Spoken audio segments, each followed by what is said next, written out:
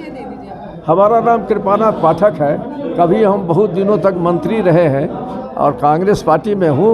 अभी एक अनुशासन समिति का हमको लोगों ने अध्यक्ष बना दिया बिहार का, कि कोई गड़बड़ करे तो उसको पार्टी में सजा दीजिए। ये जो शिविर का आयोजन किया गया था, इसका मुख्य उद्देश्य क्या था? ये उद्देश्य सारे देश के पैमाने पर लिया गया है और हर स्टेट की अपनी ज़रूरत के मुताबिक यहाँ के लोगों की समस्याओं को उठाने के लिए, उनके समस्याओं को निदान के लिए ये पार्टी सोच रही है कि हम लोगों को क्या क्या करना चाहिए। इस मिथिलांचल में लोगों को, बेरोजगार को रोजगारी सरकार नहीं दे पा रही है, तो हमारा क्या रुख होना चाहिए, हमें आंदोलन करना चाहिए।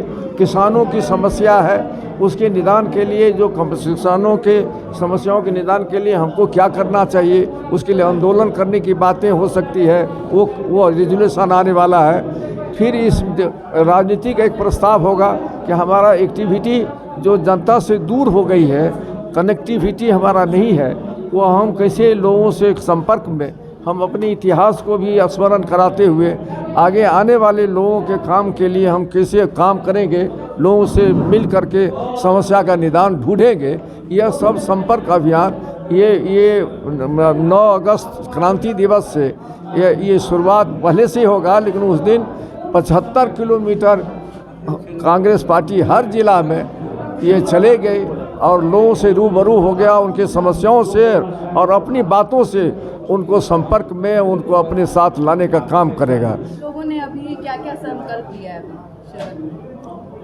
आज अखिल भारतीय कांग्रेस कमेटी और बिहार प्रदेश कांग्रेस कमेटी का जो राजगीर का नव संकल्प शिविर के आलोक में आज मधुबनी जिला कांग्रेस कमेटी ने अपने जिला के पदाधिकारियों, प्रखंड के अध्यक्षों, मोर्चा संगठन के प्रकोष्ठ के अध्यक्षों, पदाधिकारियों और वरिष्ठ कांग्रेस जनों के साथ आज एक दिवसीय नव संकल्प शिविर आयोजित किया है। यह प्रमुख रूप से 6 बिंदुओं पर में हमारी शिविर है, उसी पर परिचर्चा हम लोगों के बीच में हो रही है, मनन कर रहे हैं हम लोग।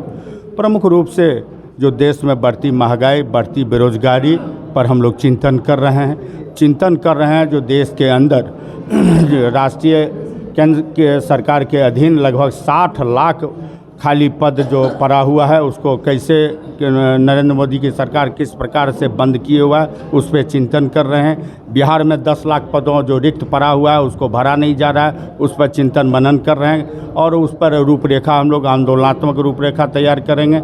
और चिंतन कर रहे हैं जो हम लोग मिथिला परिक्षेत्र के लोग हैं और यहाँ के लोग जो 80% लोग जो कृषि पर आधारित हैं, यहाँ के प्रमुख समस्या है बाढ़ और सुखाड़, उस पर हम लोग चिंतन और मनन कर रहे हैं, उस पर हम लोग प्रस्ताव पास करेंगे। साथ ही सामाजिक न्याय पर हम लोग परिचर्चा करेंगे। सांगठनिक रूप से हम लोग कैसे बूथ स्तर तक कांग्रेस को मजबूत बनाएं, एक बूथ पर, जिला के एक बूथ पर में 10 यूथ कैसे खड़ा हो, उस पर हम लोग चिंतन और मनन करने के लिए बैठे हैं। अपने राजनीतिक जो हमारा परिदृश्य रहा है देश के स्तर पर में, उसको कैसे जो 2014 से जो हमारी प्रभाव घटी है, उसको फिर से कैसे हम अपनी लक्ष्य को प्राप्त करें, उस पर चिंतन और मनन कर रहे हैं। और इन्हीं 6 बिंदुओं पर में प्रमुख रूप से हम लोग संकल्प लेंगे और 9 अगस्त क्रांति दिवस के दिन को हम लोग शुभारंभ करेंगे।